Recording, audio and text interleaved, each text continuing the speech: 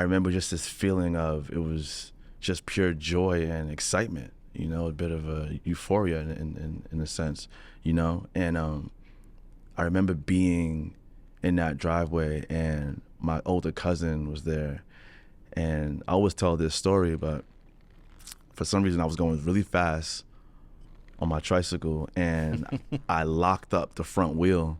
And when I locked it up, the back spun around, and I did like a drift. Oh, yeah. And my older cousin was like, do that again. So I pedaled really fast, and I locked it up, and I drift. And he was like, oh, that was so crazy. So he set up these cones in the driveway, and he was like, do that around those cones. And at 4 years old, I'm drifting on my tricycle around the cones in my grandmother's driveway. Yes. And it was just like this feeling of accomplishment, again, and joy and excitement. It was something that I can share with my older cousin. And at that point in time, he's my hero, right? Like, he's the coolest person I know, so I want to impress him.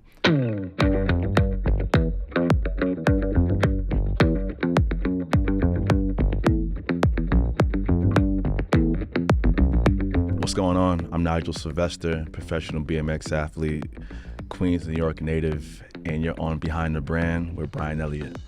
Everyone, welcome to another episode of the show. Nigel, welcome. Thank you for having me, man. I usually ask my guests, how did you get this job? It's a gift from God. Break it down. Tell me. Let's take it back into chronology. Of course. You're one of the best. You're the GOAT. Thank you. And there have been other amazing BMXers, bike riders before you. We can talk about, how they helped pave the way for you. Of course. But you're the modern day GOAT. But let's take it back in the chronology. Young Nigel. Of course. What were you thinking about when you were a kid growing up? What did you want to be? As a kid growing up, man, I wanted to be like a fireman. I think that's what the idea was for me, you know? But I told that to my parents and people around me. Yeah. Because I thought if I told them that I wanted to be a professional BMX athlete, that they would like discourage me or like laugh at me or tell me I couldn't do it or I couldn't achieve that. And why is that? What did your parents do? So my parents are immigrants, man, from Grenada, and they came over to the States in their mid-20s looking for opportunity.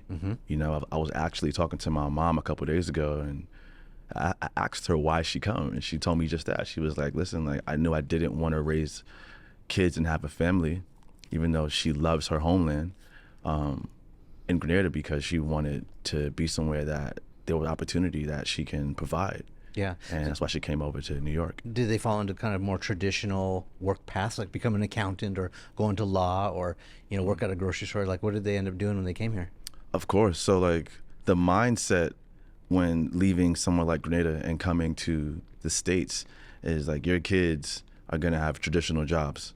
Accountant, lawyer, doctor, nothing wrong with that, but that's just how they define success. Yeah. And when my mom came over here, she worked in the healthcare field.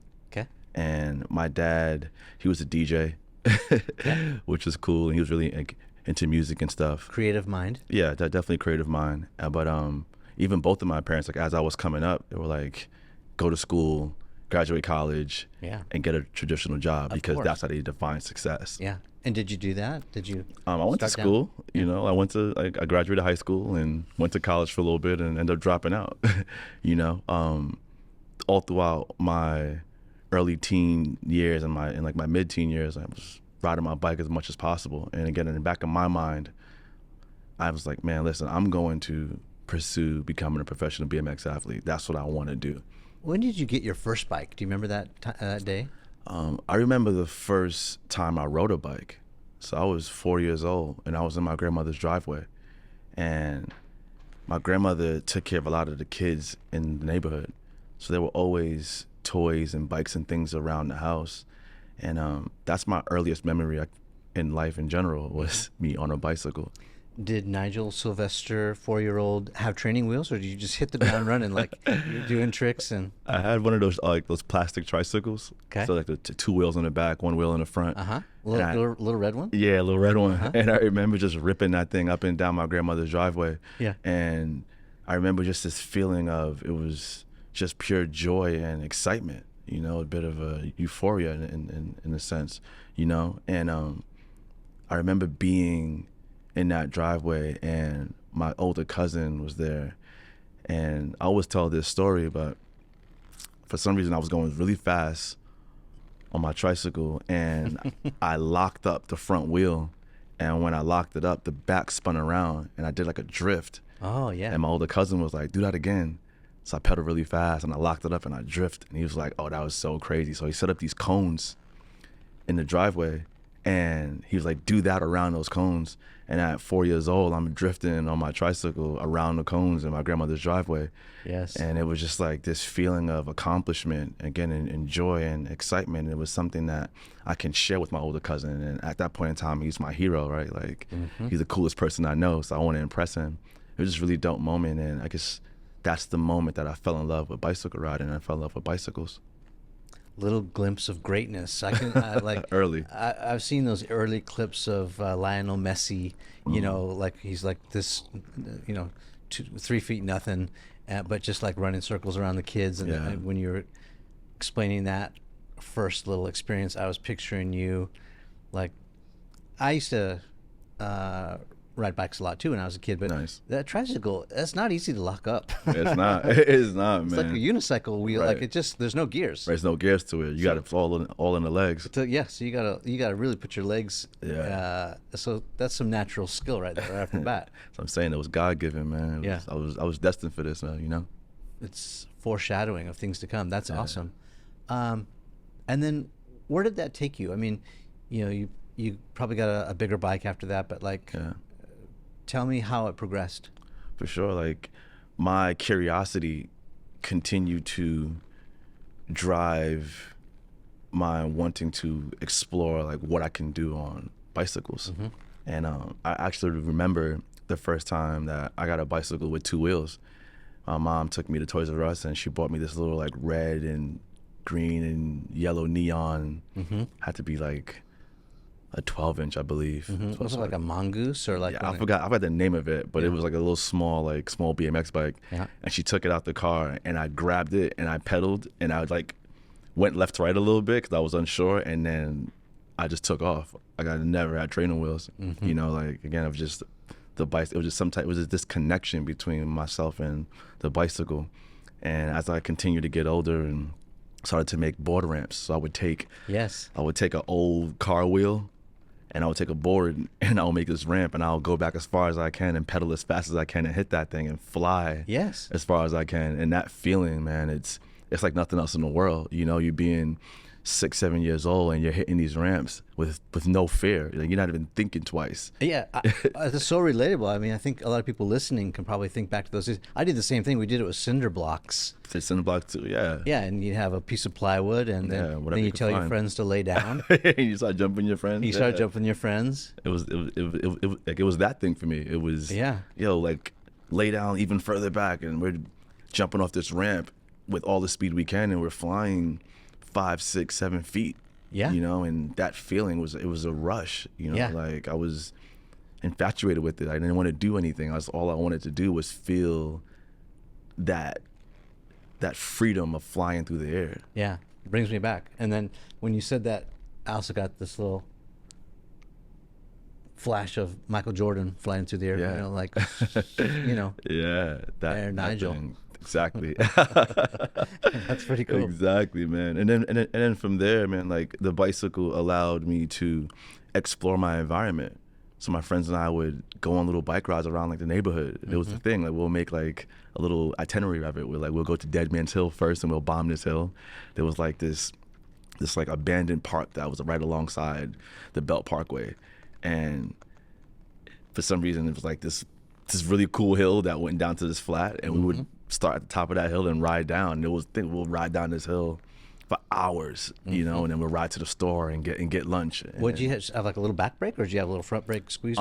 At that point in time on those bikes, it was like the pedal brakes, so like you slam down backwards, and like a little back brake, the back tire would skid around. You could skid and like see how long your little skid was, like leave all right to rub on 8 on or the 10 pavement, feet. right? Yeah. So it was that, man. And we would go to Dead Man's Hill. We'll go to this apartment complex that we used to call the 8, because it was like this like maze. We'll ride around there, and we'll go to the store and get lunch, and then we'll go to the schoolyard and mess around. And that was my summers. It was just on a bicycle, like just in motion, just exploring my neighborhood. Yeah. Were there other kids that it was like a little posse? Like you guys had like a little group? Yeah, it was a crew of us, man. It was a crew, man. At that point in time, like this is before the internet, you know. So like, going outside and playing with your friends was the thing, you know. That's all we did. The only in the summertime, you know. That was it. So it was the best. It was our escape from our homes and from our from our yards and like our blocks. Like we'll go ride around and get into trouble and explore, you know, see what we can find. Yeah. And that those moments just contributed to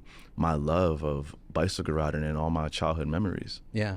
I'm curious, you know, so I'm in production, you know, I'm writer, director, producer. I care about cameras and mics, and, you know, this is the gear that we use to facilitate, you know, what we love to do, tell stories and take cool pictures and do all that kind of stuff. How important is the bike, the gear? You know, if you're a Harry Potter fan, there's this line from Harry Potter, like, is it the wand or the wizard? You know? And so weigh in on that. Like, how important was your bike? My bike was an extension of me. You know, like when I'm riding my bike, it's this harmony of man and machine. You know, and every move is kind of like this idea that I've seen in my mind that I want to now execute. Yeah. Like, every trick is something I've thought about for hours and hours on end.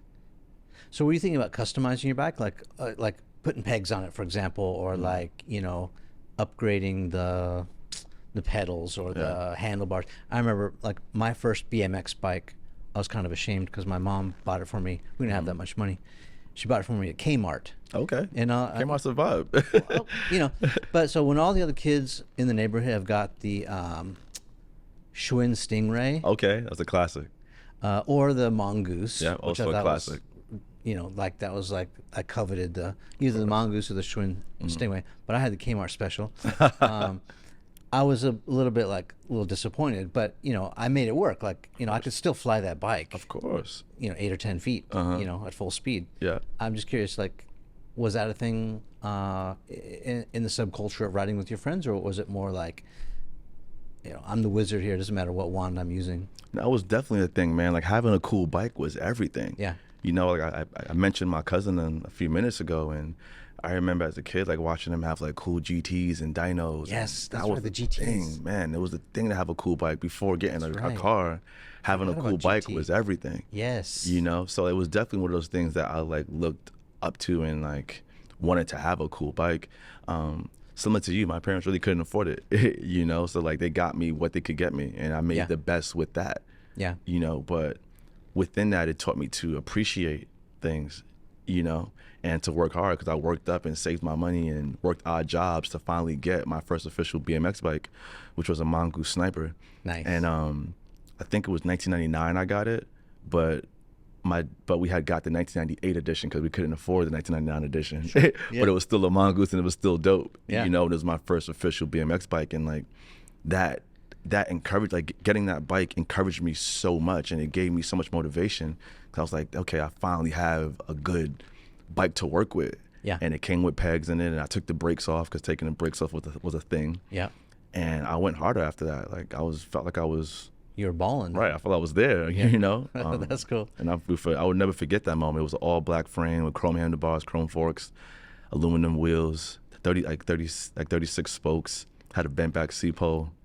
It was everything to me, you know. Wow, I mean, have you thought about bringing that back, like a retro Sylvester, like, you know, like a limited edition? That'd be pretty cool. That'd be super cool, man. Like bikes have changed since then because like the tricks have changed, and I mean, just the sport has advanced so much that you need a more stronger bike than that now. But from a design standpoint, it could definitely be something that you can retro, you know. So maybe one day. Yeah, I love that idea. Yeah.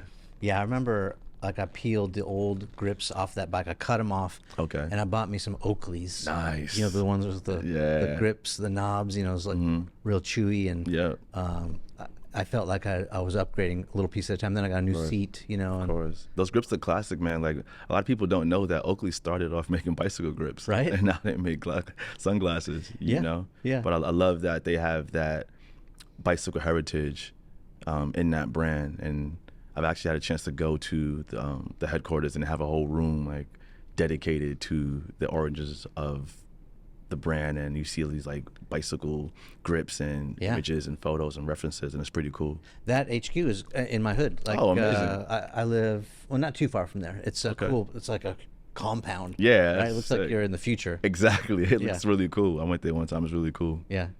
So who are your influences? You're probably watching, were you watching X Games and like playing video games? And oh, for sure. Like at that time, Dave Mirra was everything. Oh, yeah. You know, like legendary. Yeah. You know, and he still is my favorite bike rider ever. And I believe the GOAT of all time is Mirra. You know what I mean? Like Mirra forever, God rested dead.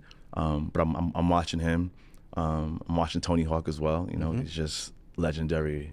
Changing the game. Right. Just guys who are killing it at their respective sport, but also outside of the sport. And that's what I always looked at. Yeah. Like who are the guys that are transcending the sport, you know? So Mirra, of course, Tony, Animal Bikes and their whole crew, Edwin De La Rosa and Bob Sherbo and Vic Ayala and Benny Sandman, Tyrone Williams, like those guys are New York City legends and BMX legends. But these are the guys I'm looking up to when I'm 13, 14 years old, and like mimicking their moves, like to work on my moves, you know what I mean? Things of that nature, you know. But that was a really amazing time because I would just watch videos and read magazines like as much as possible, and I would go to my local bodega and I'll buy the BMX Plus magazine every month. Couldn't wait for it to come out, and I'll ride up to the store and I'll get it and I'll read it 3 times and I'll cut out images and put them on my wall. So I would go to sleep looking at these guys on my wall, and I wake up in the morning looking at bicycle riding on my wall. You know, I was just so entrenched in bicycle riding. That's all I wanted to do at that point in time in my life. Yeah. What was the tipping point? I mean, so you talk about like 1999 was like when you got your first legit bike. Yeah. I mean, the internet's 2 years old in 1999. Right. You know, there's no YouTube yet. Not at all. There's no Instagram. Not at all. Nothing. What was the tipping point? Like when you really started to get noticed and you wanted to maybe turn it into a career? So at that point, it was VHS tapes and then DVDs came after, right? So like the goal was to get on one of these videos. Yeah. Right. So it was handheld, you know. Yeah. Those VX cameras, Sony cameras, with like the super wide lens. That was it. So we used to like film on those all the time. Yes. You know, but that was the goal, was to get sponsored. You know, so I would watch these videos and like just study them. Like I remember one time, like I took this girl on a date, right? And she came over to my house after. And my parents were home. It's nothing weird. But I made her watch bike videos with me because I was just like that into it. I was like, look how cool this is. And she was like, I'm over this dude. And like, and she bounced, man. But that's what that's how much I was into it. Like whoever would like hang out with me, I would make them watch bicycle videos. Yeah. You know? And I just applied myself, bro. Like it was day in and day out, as much as possible, to be on my bicycle. And then would your friends film for you, or like how would you set it up? So like kids in the neighborhood, like but my mom got me a video camera for Christmas one year. I was like, only thing I want is a video camera, Mom, please. That's all I want. And she bought me one of those little like mini VHS tape video cameras with like a tripod. Yeah. And I remember like that Christmas I went outside and I set the camera up on a tripod. So by the time I figured out the camera, it was dark outside, and I used the Christmas lights to like light the frame up. And I was in my driveway just like trying tricks. And then once it got like springtime, I had kind of like homie cameras. So I would film my friends, they'll film me, and we created like sponsor me tapes. I would send those out, and nobody ever responded to me, which was whatever. But I did it. You know, it's part of the thing. Yeah. Well, BMX, BMX. It was still early, I feel. Like, you know, it was still kind of disrespected, or at least on the pecking order. Like, skateboarding was really exploding. Yeah. And BMX was really cool, but it was didn't have the money, didn't have the sponsorship that maybe skateboarding had. I mean, like at that point in time, it didn't have the money that skateboarding had, but it still had money in it. You know what I mean? You still had dudes like Mirra, Ryan Nyquist, Dennis McCoy, Matt Hoffman. Like, these guys are still like top of the game. Yeah. You know, at this point in time, like, Mirra is still like driving around in BMWs and living in like a big ass crib and like living that BMX like rock star lifestyle, you know, and there were other guys doing the same thing. When was that first video game coming out? You remember the BMX? That video game had to come out maybe like 2004, 2005, maybe Yeah. '03, somewhere around there. Yeah. I believe it came out. So 04, 05, YouTube comes out in '05. Right. And then in the next year after 2006, YouTube sells to Google. Right. And that's when it really starts to Right. explode. Explode. Right. And then the year after that, I mean, that whole time period, it's like pretty lucky, but also like pretty serendipitous, right? Because like you're right there at the inflection point of Yeah. technology.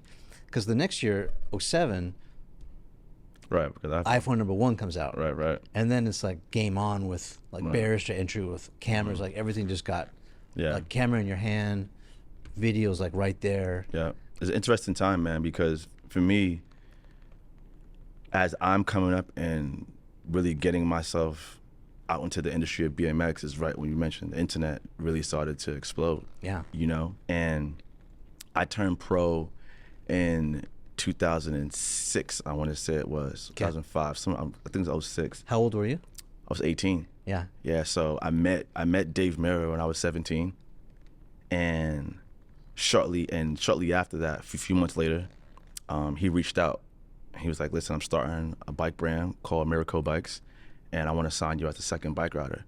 And life changed for me at that point in time. How did you feel? That was Oh man, I remember it was like yesterday. Your hero. I had a Sprint flip phone, and he called me, and I walked outside, and I walked across the street from my mom's crib, and I'm talking to him, and he's telling me he's starting his brand, and he wants to sponsor me.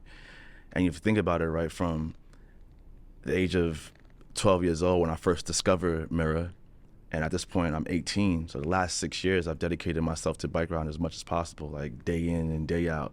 Every dollar I had, I dedicated it to either was fixing my bike or taking a train to the city or gas money to go here or anything that I needed to pay for that revolved around my bicycle. Any dollar I had, any last cent I had, I put it towards bike riding. And Dave Mirra is this larger than life figure at this point in time in my life, and still is. But for him to call me and want to sign me, that changed my life. You know, like that was the dream come true. That was all the hard work. That was the sacrifice that my parents made to come to the States, and all the sacrifice and dedication they put into like keeping a roof over our head and food on the table and clothes on our backs. Like it finally, for me, culminated into a moment where this dream that I had, that I told certain people that people didn't really believe and people doubted me on, it finally came to life. And man, it gives me goosebumps just thinking about it, you know? validated all your hard work. 100% it did. That's amazing. 100%, man. But then it was the next chapter just begins. You know what I mean? Like now I have to sustain that. Yeah, now it's game on. Now it's right. It's harder to, it's one thing to achieve the goal. It's harder to sustain it. Mm-hmm. You know, and I look back at it now. I was like, man, I've been doing this for my whole entire life, really. You know, and I've been able to sustain it to this point, and there's so much more that's happening with me that, man, I'm like just extremely like fortunate and blessed, and I don't take it lightly. Yeah. So weigh in on this, because a lot of people who watch this show, they're founders. Mm-hmm. They got their own business. They're entrepreneurs, and they're trying to figure out their path. Some of them, like I'm sure some people watching this are like in school or fresh out of school, and others are like halfway done, but they're thinking about resetting. Right. And so, what's your advice on this? Should you follow your passion? You seem to be like genetically, it was just like hardwired into your body to become this bike rider, this pro, this athlete. Is it better to follow your passion, what you're good at, right away, or like should you like put those feelings aside and kind of do? It's like head and a heart problem, right? Like right. Your heart's like telling you one thing, your head's telling you another. Like, what's your advice on that? Man, I'm a big believer of following your heart. Follow that feeling, follow that like that voice in your head that's telling you like chase that thing that you believe in, that thing that you love, that thing that keeps you up at nighttime, the things you think about when you're in the shower, when you're eating lunch, when you're driving, when you're walking. Follow that thing. Sacrifice everything for it. Dedicate yourself to it. Be smart about it though. Why do you say that? Because those usually the things that make us the most happiest. Yeah. and you live one life, right? And what's something I've learned throughout this life, man, is the thing that makes you happy is worth pursuing that thing by all costs and by any means. Yeah, I would co-sign that. It's when you're doing what you love, it doesn't feel like work. Not at all. You know? Not at all, man. And then it's what enables you to scale and be, you know, do it for like the rest of your life if you want to, you know? Yeah, even if you're not making the most money with it, the happiness that you get from doing that thing, that's worth it, man. Yeah. You know? Well, I guess too, you know, it's all about like, what's it for? What's the purpose? Right. You know, if money is your number one goal, then maybe what you're good at doesn't align with that goal. Mm-hmm. Maybe there's a better way. If like money is like, hey, my only goal is to make the most money I can, then maybe that doesn't always align. But it's like, Right. if I want to be happy, if I want to feel fulfilled, Yeah. if I want to be like, you know, energized and light up, Right. then you got to focus on the thing that does that, right? Hell yeah. I hope that usually money is a byproduct of that. Hell yeah. Usually follows. Yeah. Not always. Yeah, always, but usually follows. Like the other day, I wrote this thing on my hand and I posted it on social media. I wrote, create dope shit and the money will follow. And that's something that I live by, you know what I mean? Like that's usually how I approach a lot of things in my life. It's like, I just want to create a dope product. I want to make something that's going to affect people, that's going to evoke emotions, it's going to educate people, enlighten people. Yeah. And throughout my life, I've continued to do that, and the money has followed. Yeah. Let's talk about your brand for a second. So this Sure. series is called Behind the Brand. Mm-hmm. The whole purpose, the whole reason I started this series is to help people grow their brand. When I first started my production company, I started it kind of arguably at the worst time in history. I started at 2008. There's a Right.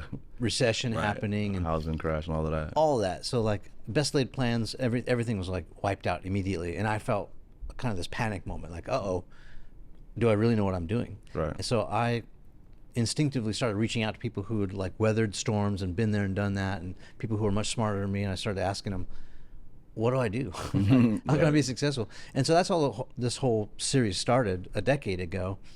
But it's really evolved into helping people to build their brand, whether that's a personal brand or you know, a company with a product or a service. So let's talk about the Nigel Sylvester brand. Right. First of all, how do you look at brand? Like, how do you define what a brand is? And then, like, what's the Nigel brand? That's a good question. How do you define what a brand is? I feel a brand is it's the idea that you create, and it has a point of view, you know, and it's something that people come to trust and know that the product that you're delivering to them, it stands for something. It means something. Mm-hmm. You know, when I look at my brand, I know when I want people to when people come, well, not when people interact with my brand, I want them to know that they're getting something that's thoughtful, you know, that's considered, that's gonna push the bar. I want to inspire them, motivate them. My mentor, Seth Godin, talked to me about branding a lot, and he reminded me that, you know, a brand is kind of like a shorthand for what you stand for. Yeah. You know, it's not your logo, it's not the color or the font or the, Right. you know, it's like brand often lives or always lives in the hearts and minds of other people who have an experience with you. Like you know, you can maybe like tell people what you stand for, your values, and then hopefully you can walk that talk, but ultimately it's other people that get to decide Right. what your brand is based on their experience. Right. And it, you know, if it tracks from the energy that you put out, Yeah. then that's, I think, how things grow. But it's like a shorthand, you know. Talk to me about how you have grown this brand. You got this really great necklace on. Oh yeah, Go. Yeah, talk Yeah. about Go Yeah. and how that's become a little sub brand of yours, and that's grown. You've got a book out. For sure. You've got this collection of videos. Talk about Go. Yeah, so Go started in 2015, and I was at this place in my career where I wanted to create a content series and build like a content franchise, something that I can channel all my different interests, whether it was bike riding, traveling, fashion, and art, and my community of super creative friends, just like everything that I was touching at that point in time. I wanted to create a platform that can highlight those things. So Harrison Boyce, my creative partner, and I started to brainstorm different ideas and do some research, like kind of see what was in the marketplace and what's something we can create that hasn't been created yet, something that's brand new, something that's fresh. And we took the entire summer of 2015 and we developed this video concept. And it was like, man, like, we think we got something here, right? So like, let's like really flesh it out. And that's what we did. We fleshed it out. And at the end of the summer of 2015, we had the first Go video, which was Go New York. And at that point in time, it wasn't even called Go yet. It was just, we just had the video done. And I was like, man, like, how do I name this video? You know? And I was like, what's something that like, if it succeeds, we can continue moving forward with it. 2015, and wasn't that like the big storm year in New York? Wasn't that like was it a storm? I'm not sure. Maybe like tons of winter snow. storm? Yeah, like maybe, I'm not sure. It was like, you know, I remember this Casey Neistat thing where he was like snowboarding through. Oh, we sold it onto the back of the car? Yeah. I think maybe a year later or something like that. Okay. Just trying to get the context of the timing. Yeah. Right. I think it's like a year later, actually. Okay. So we put this to like, it's like, no, I'm going to call this video Go. Because pretty much once I start, like once I take off from like my first destination in the video, I don't stop. I'm just going the whole entire way. Yeah. So like we put the video out and didn't have a marketing plan for it, didn't have a brand plan for it. We just put it on YouTube to see what would happen. Yeah. And the video went viral. It went crazy. Yeah. And within a matter of weeks, there were different publications and websites and media outlets contacting us directly, like, yo, can we post the video? Can we talk about the video? Like all these different things. And it was my first video that I did that hit 1 million views. Awesome. Within a few weeks. And I was like, damn, this is sick. Yeah. And I was like, okay, well, let's continue to do these around the world. And we shot them in a way that each video was like a cliffhanger like each video ended in a cliffhanger. So that once we completed the series of me going around the world doing these videos, you can put all of them together and you can watch me start in Queens and ride my bicycle around the world and end back in Queens. Smart. And as we started to do more and more of these videos, the brand started to grow. Like people were like they started to relate to the energy. Yeah. And it started to reference other things as like a Go video, you know? And throughout that process, I was like, man, well, we need to do some merch. Like we need to start making some product. Yeah. You know, like let's create an access point that people can embody the energy and embrace the brand beyond just the video on the screen or on your phone. Yeah. And we made some tees and started selling those and people started to buy them. Yeah. And started to do other collaborations, do the collaborations with United Arrows in Tokyo, did a collaboration with Levi's, and most recently did the book with Rizzoli.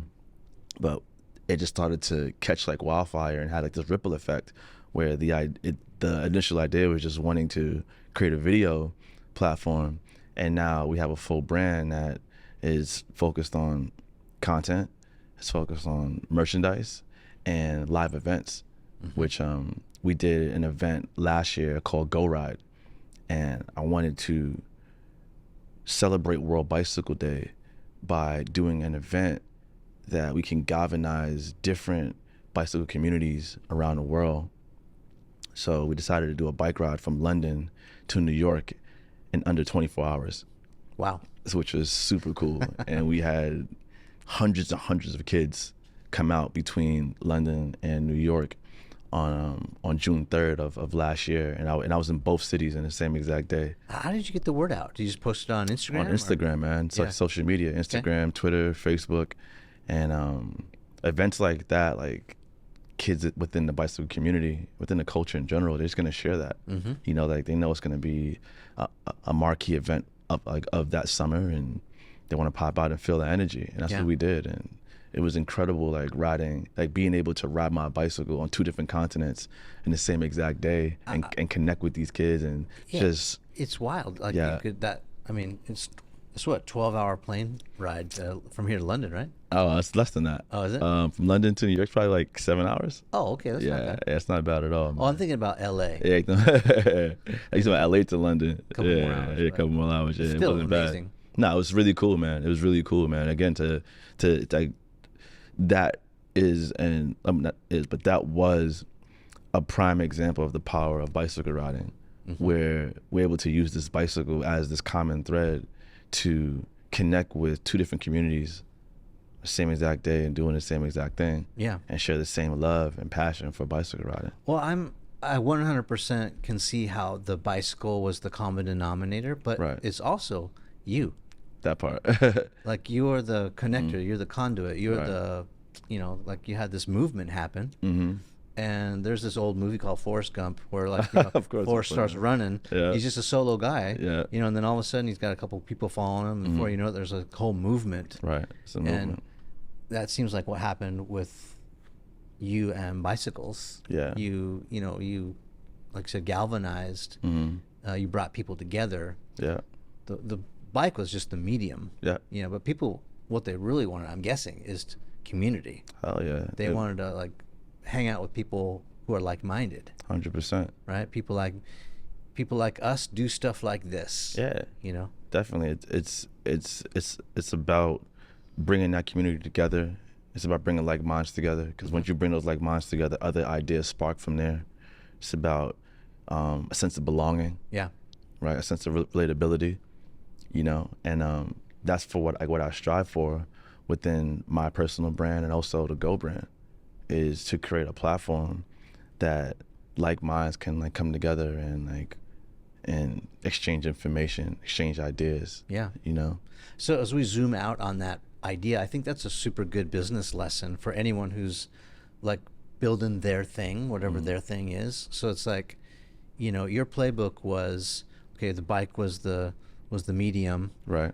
but the fundamental principles of that were, like, bringing people together, like-minded people who wanted to Right. hang out, who had similar interests or culture or background, wanted to hang out with each other.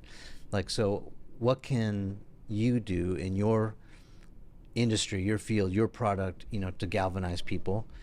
It could be around food, could be Right. around, Right, fashion, anything. could be around music. The medium doesn't matter as much. Ultimately, it's about the people, right? Right. Of course, it's always about the people. Yeah. Always, man. And for me, it's just sharing my POV. I feel there's so many people in this world that have a similar POV or can appreciate my POV. Yeah. The same way that I appreciate other people's POV, and I use different brands every single day. I embrace different brands because of what they're projecting out into the world. Yeah. And it's a good example too. You talk about, music, you talk about fashion, like, we're multi-dimensional people. Yeah. When we get off our bike, we like to put on, some bling. We like fashion. 100%. Or, you're a handsome guy. I'm sure you worry about your hair, because Thank you. that's the thing too. It's like, it's something just to consider, like, for people who are trying to build their companies. It's like, it's not just one dimensional. Like, Not at all. your people are also doing other things, not just one. There's lots of other areas to connect them. As a filmmaker, I'm curious too, like, how you made those Go videos. Was it like with like a 360 cam, or like? No, just a GoPro.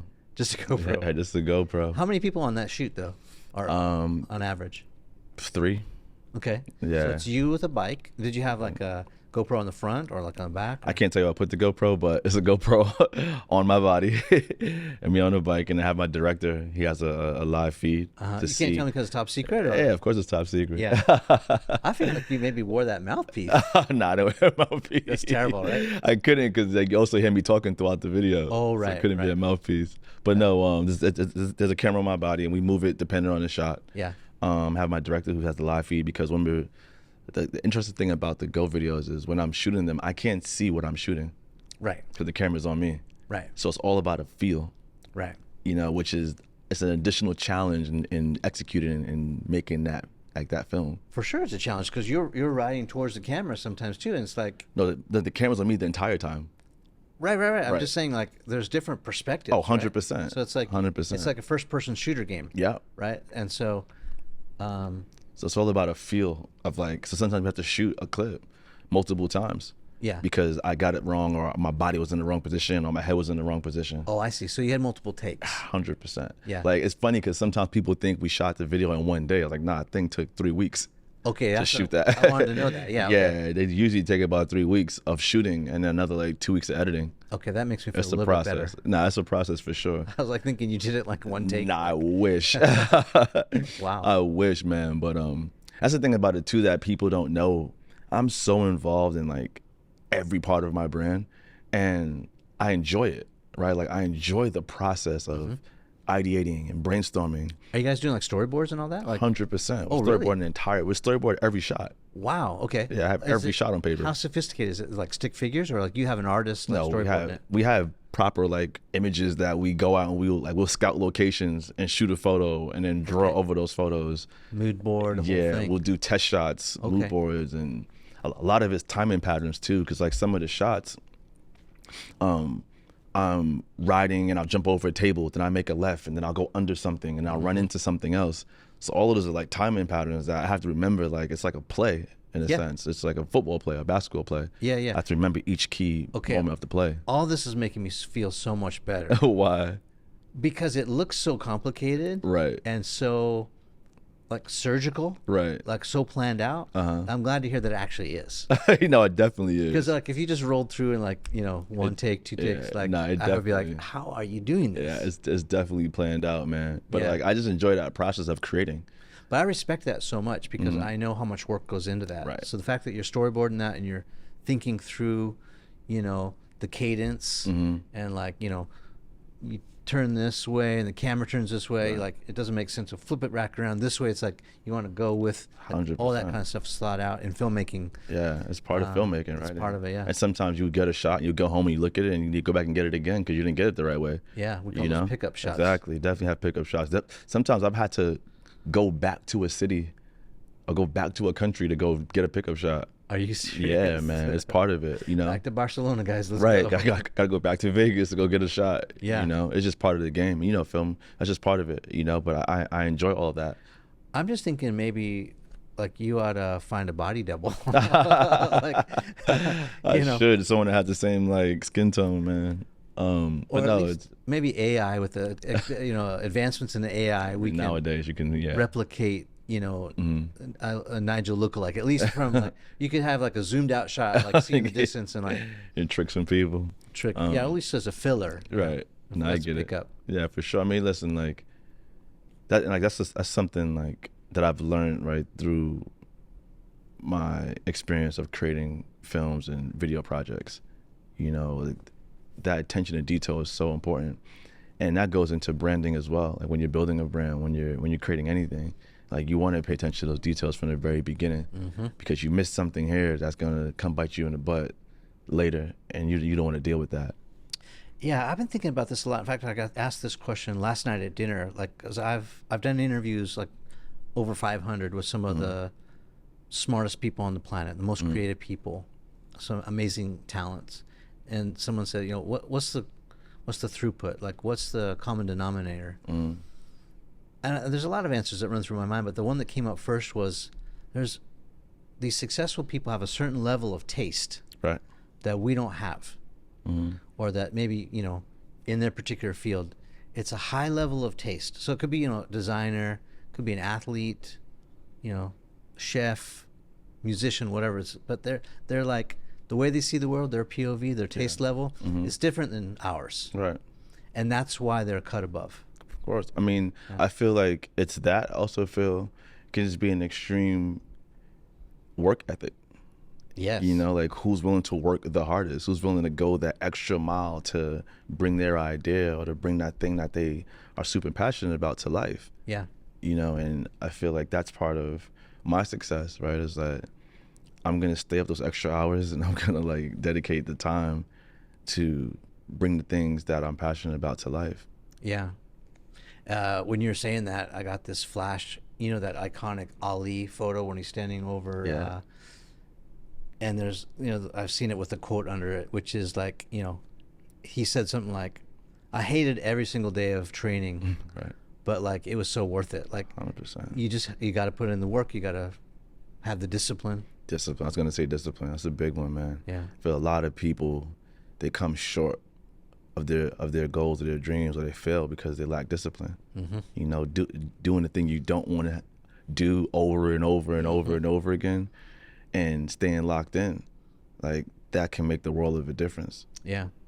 And I've seen you guys, you know, your type of athlete where you practice this trick over and over, and you're falling and you're, you know, getting scraped up and you're breaking bones, or, you know, it's like, but like those BMX guys, you just keep going until you perfect the trick. Yeah, that and it's incredible. And BMX taught me, wanting to be great at BMX has taught me discipline, you know, because there are times where I'm chasing a trick for weeks or months, or I have to go back to a state 5-6 times to land one trick. It's not without consequence. It comes with bruises, and it comes with setbacks, and it's a financial commitment. It's all these different things.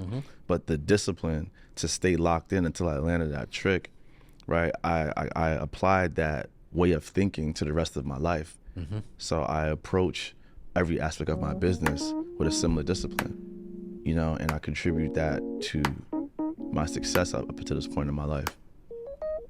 I mean, we were just sitting back, you know, chopping it up, reminiscing about the good old days and all that. You know, tracking my roots, where I came from, and